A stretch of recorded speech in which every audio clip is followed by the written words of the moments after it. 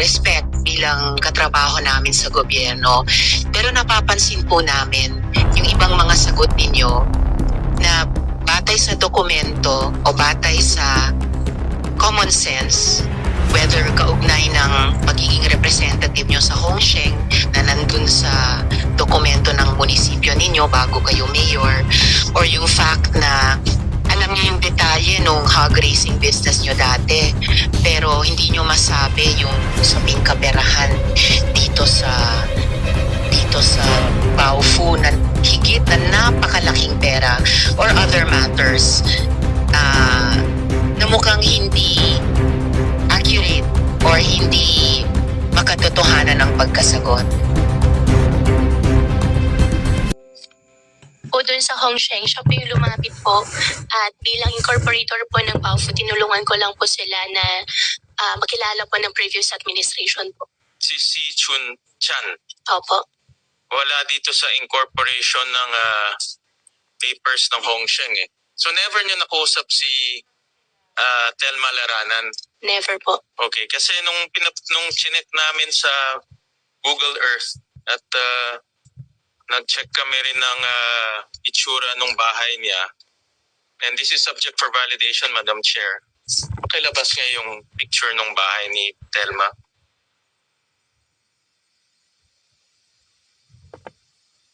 Ang registered address ni Telma is in number 128 Purok 2. Yan, we nag-Google Earth kami, and then we did the street view, the next slide. Ito yung bahay ni Telma, yun, 128. So, ito yung nagli-lease doon sa Baofu buildings na renade nung 2013. So, parang para sa akin, pag tinignan ko, Yusek Gilbert, parang hindi yata papasa ito as Pogo operator. No? But this is the owner of Hongsheng. The owner of Hongsheng lives here, si Telma Laranan. So never nyo nakausap si Telma Laranan? Your Honor, hindi ko po siya kilala at never ko po siya nakausap. Ang contact lang ninyo ay si Shishu Chan. Opo. Okay. Siya po yung lumapit po sa akin, Your Honor. Pinakilala ko lang po siya sa previous administration po. Okay. Anong position ni Shishu Chan sa Hongsheng? Ang pinakilala po niya sa akin, siya po yung sa Hongsheng po, nagpapatulong po na ilapit po sila sa previous administration po. Yeah, but anong position niya doon? Is he the general manager? Anong position Hindi niya? ko na po maalala po, Your Honor. And then kanina na-mention ni Madam Chair, si Walter Wong. Opo. Sino si Walter Wong? Si Walter Ong po, lumapit po siya sa akin February 27 po yata this year. Yung last po napunta po niya sa akin sa opisina po.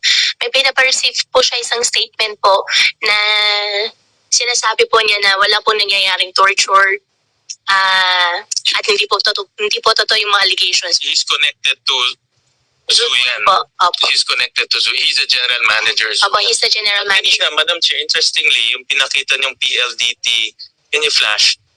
Hindi siya general manager ng Hongsheng, but general manager ng Zunyuan. Can we flash that? But general manager siya ng Hongsheng.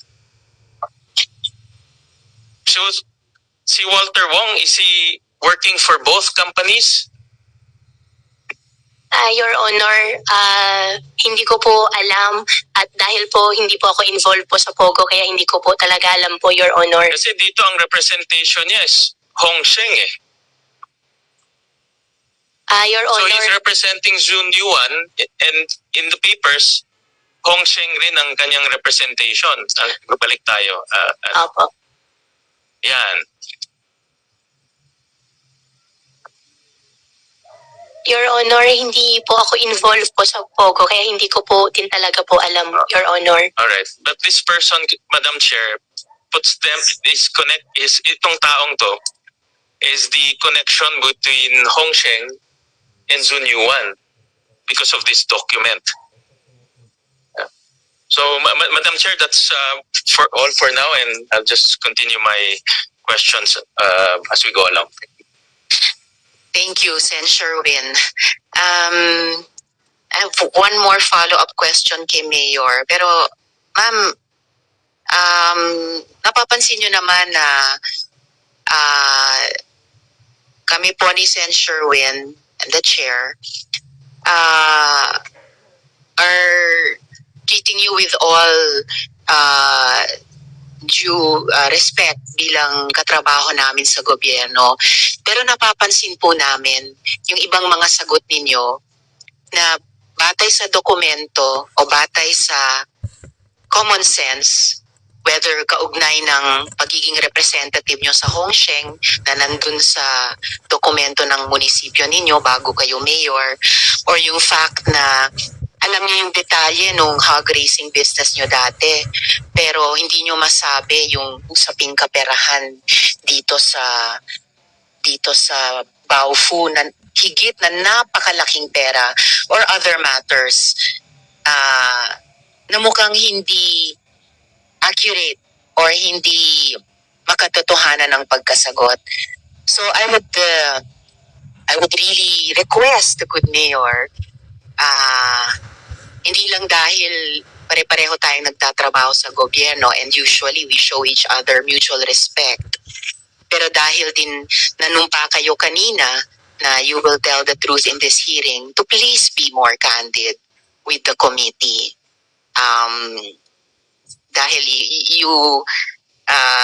you know bilang local chief executive na sa ganitong mga pagdinig dito man sa Senado or sa Municipal Council, we expect to tell each other the truth. So pakilang Mayor, no, a bit more candor than you have shown on some of the important questions so far.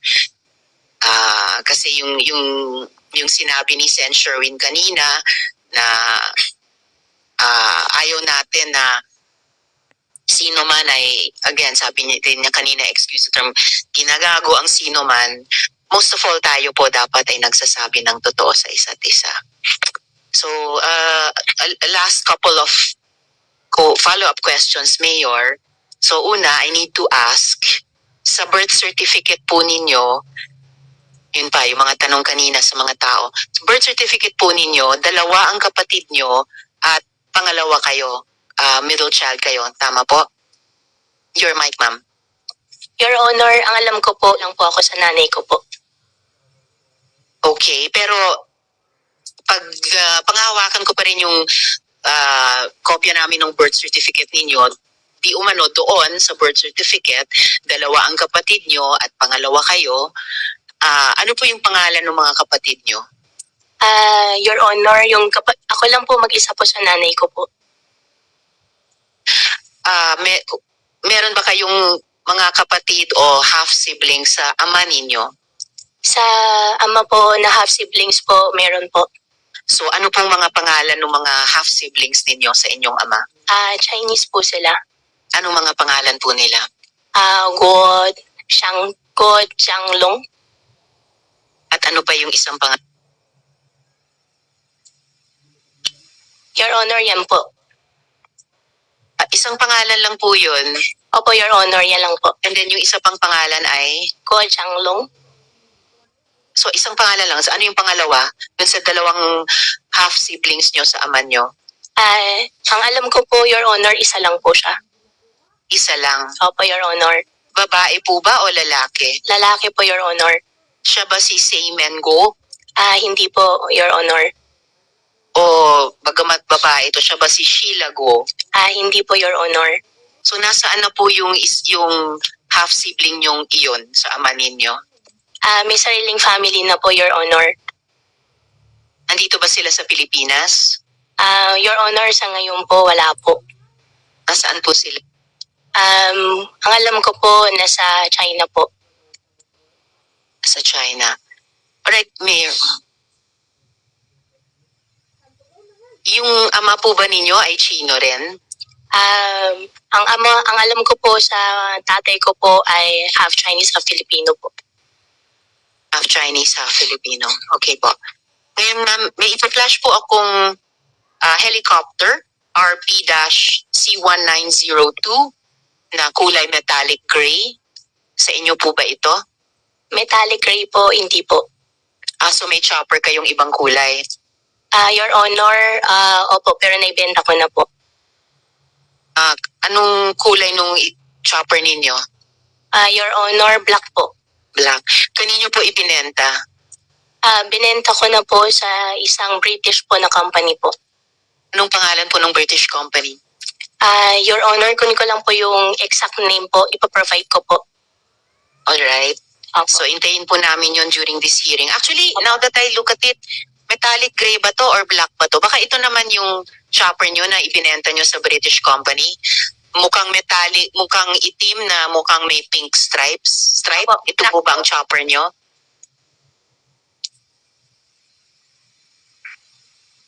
Your Honor, black po siya. Yes. Itong photo ay pwedeng magmukhang black din. Ito ba ang chopper nyo? Kung itim ito tapos may pink stripe, ito ba yung chopper nyo dati? Opo, Your Honor, yan po yung chopper ko po dati.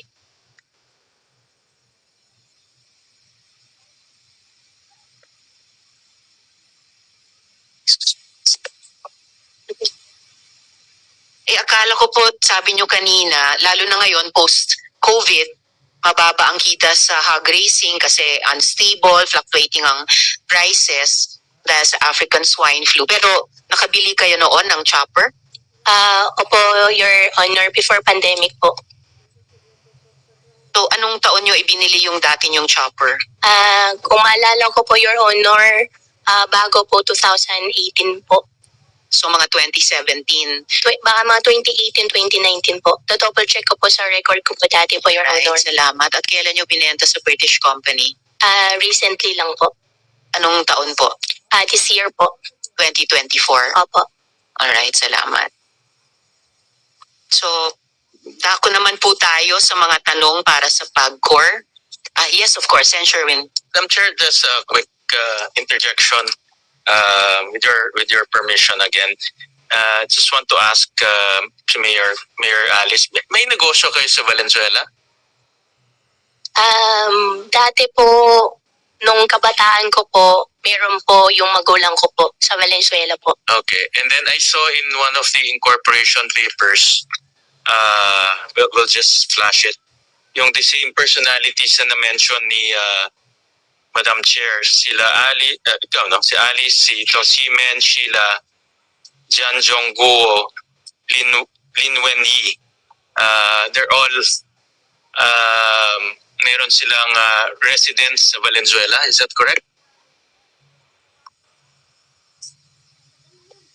Your Honor, saan po sa Yan, 58 Chika nung may Santiago. po. Malapit yan sa bahay namin actually. Opo. No? Kami 60 Santiago, ito 58. No?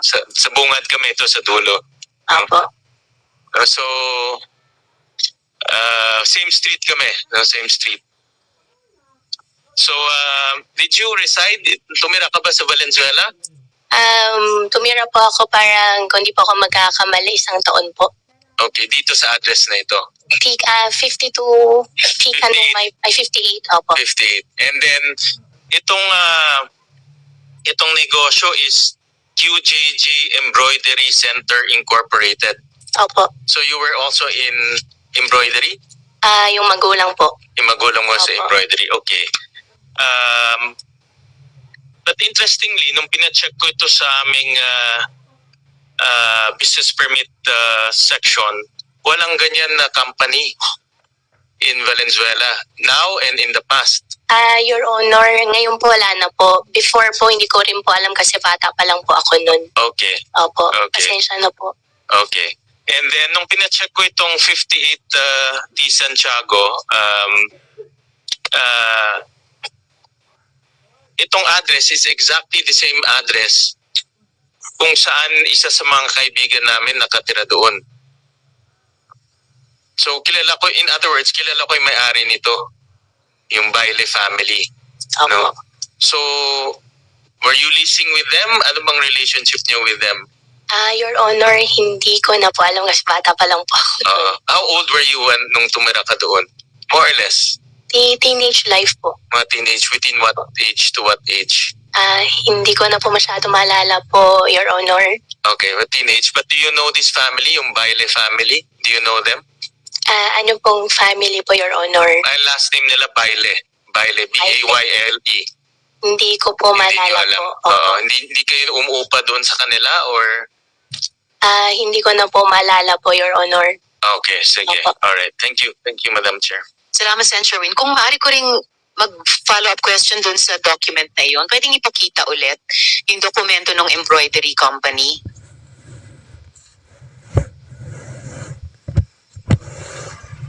Salamat.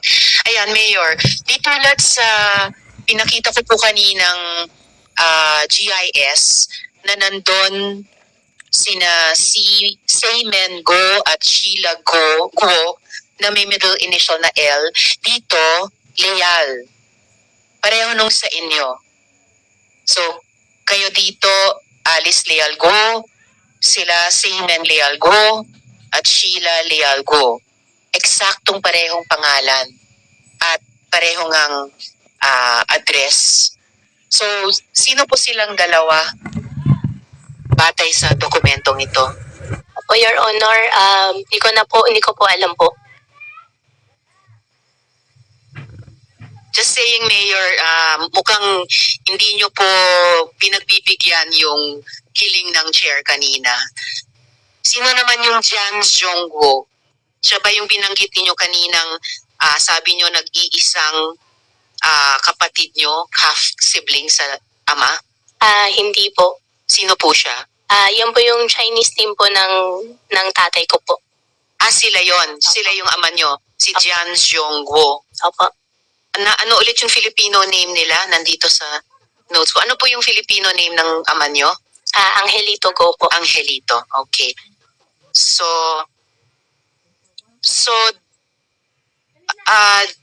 dun sa isang ipinakita ko pang dokumento kanina, kaugnay yung GIS ng meat shop. So, yung Jan Zhongguo doon ay ama nyo. Dung po, Your Honor, sorry po. Kanina may pinakita akong GIS ng meat shop ninyo na nandun yung Jan Zhongguo, so ama ninyo, tulad dito. Chinese name po. Chinese name Opo. nila na Filipino name Angelito Guo. At yung Lin Wenyi, kanina pinakita ko nasa GIS ng meat shop, siya rin po kasama dito sa papel naman ng embroidery company. Sino naman po si Lin Wenyi? Your Honor, hindi ko po siya kilala po. Salamat. Dako naman po tayo sa mga tanong sa PAGCOR. Sino pong magsasalita para sa PAGCOR? Kayong dalawa po. Okay, Attorney Jessa Maris at Retired General Villanueva. So, ma'am and sir, batay din po sa presentation kanina, or related sa presentation kanina ng PAOK, it would seem that at least 7 previously cancelled IGLs were found to have some evidence of operation in the Baofu compound. So ano po ba ang policy ng PAGCOR sa mga cancelled IGLs o mga POGO na ito?